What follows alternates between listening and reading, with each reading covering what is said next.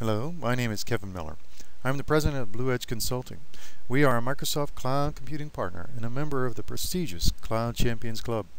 This is On-Premise or the Cloud, a history lesson, a quick historical retrospective about another technology that went through a major evolution, just like the computing industry is today.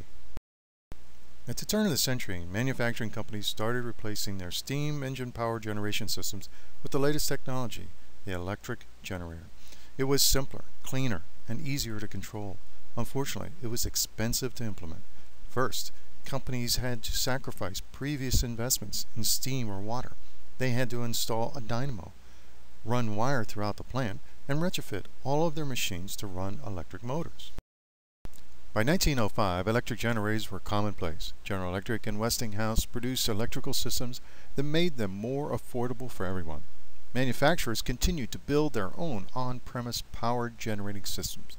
Very few factories bought their electricity from small local central stations.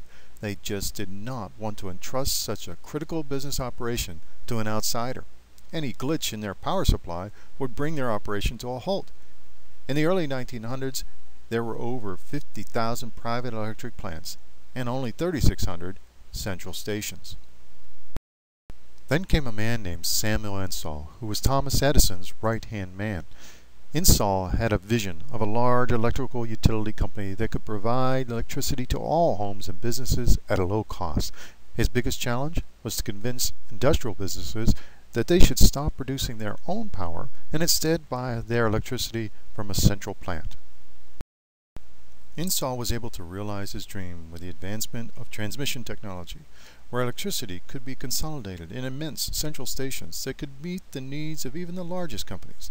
Utilities' superior economies of scale could produce electricity much more efficiently and cheaper than companies could achieve with their own private dynamos.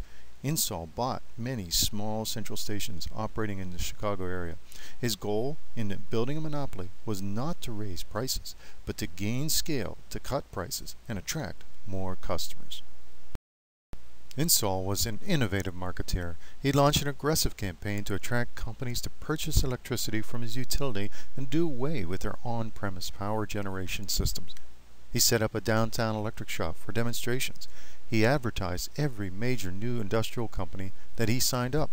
He used his influence to plant raving articles in trade publications and focused on drilling home the message that he could provide reliable power much cheaper than they could on their own.